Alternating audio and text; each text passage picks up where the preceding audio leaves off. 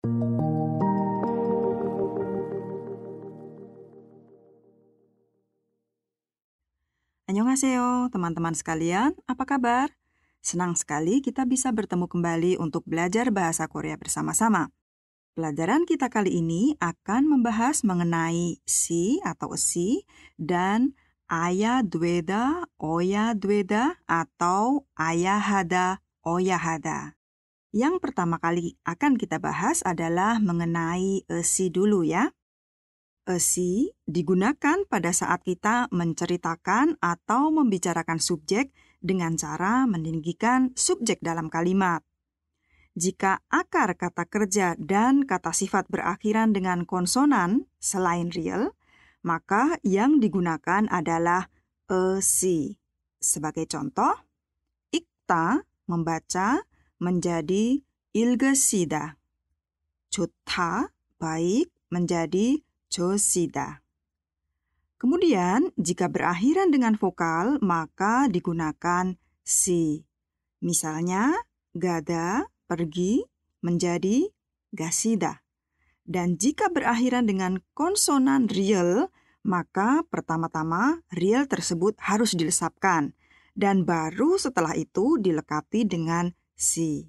Sebagai contoh, salda, tinggal, menjadi sasida.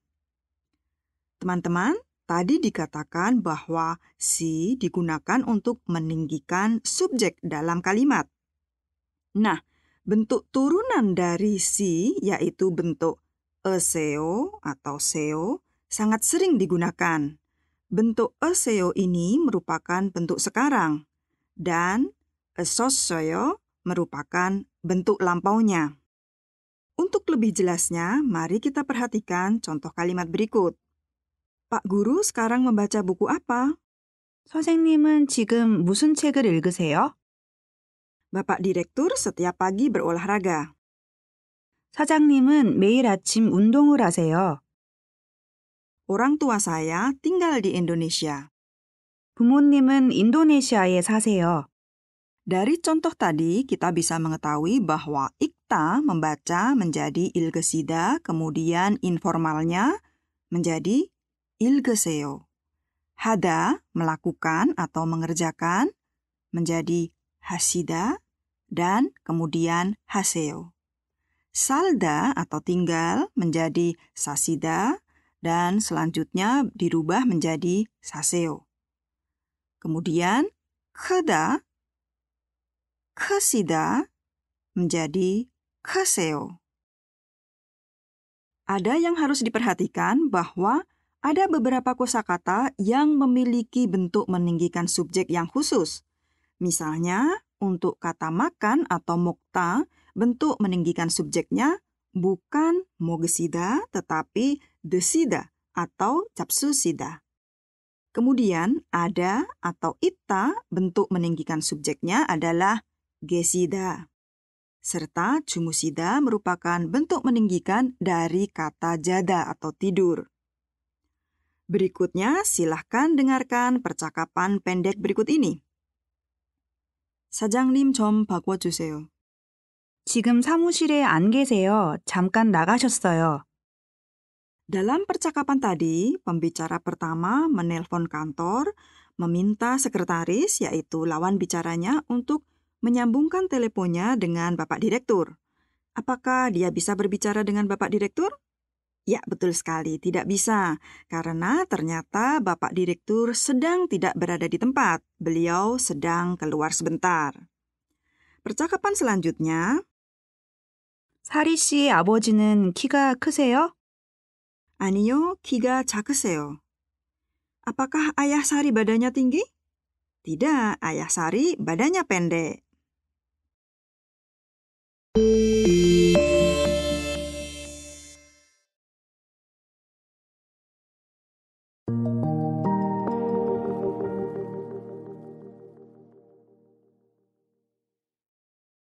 Selanjutnya, materi pelajaran kedua kita adalah mengenai akhiran aya dweda atau oya dweda atau aya hada, oya hada. ungkapan ini dilekatkan pada kata kerja. Dalam bahasa Indonesia, ungkapan ini bisa diterjemahkan menjadi harus ... Digunakan untuk menyatakan sebuah kewajiban atau keharusan, suatu aktivitas yang harus dilakukan. Digunakannya dweda maupun hada di belakang aya atau oya tidak mengubah arti. Dalam kasus ini, keduanya memiliki makna yang sama. Untuk mengubah sebuah kata kerja menjadi bentuk ini, kita harus ingat konsep cara mengubah bentuk ayo dan oyo. Saya yakin kalian semua tidak lagi mengalami kesulitan untuk mengubahnya. Ya, jika suku kata terakhir dari akar kata kerja mengandung unsur vokal a atau o, maka akar kata kerja tersebut dilekati dengan aya dweda atau aya hada. Sebagai contoh, kata boda menjadi boaya dweo atau boaya heo yang artinya adalah harus melihat. Namun, jika vokal yang terkandung di suku kata terakhir akar kata kerja tersebut bukan vokal a atau o, jadi misalnya vokal o, e, i, u, maka akar kata kerja tersebut harus dilekati dengan oya dweda atau oya hada. Sebagai contoh, kata mokta atau makan menjadi mogoya dweda atau mogoya hada, harus makan.